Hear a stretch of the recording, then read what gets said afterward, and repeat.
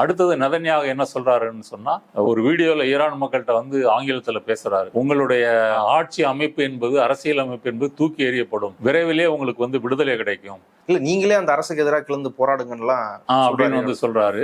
அப்ப ஈரானுடைய சுப்ரீம் லீடரை வந்து கொல்வது வந்து இவங்களுடைய இறுதி இலக்கு. அவரை கொன்னுட்டா அங்க வந்து ஒரு குழப்பம், கலகம் வந்து வரும், நமக்கு அடங்கி போகின்ற ஒரு பொம்மை ஆட்சி வரும் அப்படின்றது இஸ்ரேலுடைய கணிப்பு. ட்ரம்பும் அதை சொல்றாரு.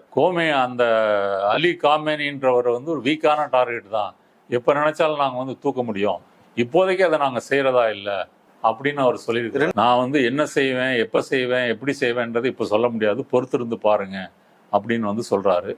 ஆனா அவர் மேக் அமெரிக்கா கிரேட் அகைன்ல சொன்னது என்னன்னா, இந்த போர் விஷயங்கள்ல நடவடிக்கைகள்ல நாங்க பங்கேற்க மாட்டோம். இப்போ அதற்கு முரண்பாடாக வந்து பேசிட்டு இருக்கிறாரு. முரண்பாடா பேசிட்டு இருக்கிறது காரணம் வந்து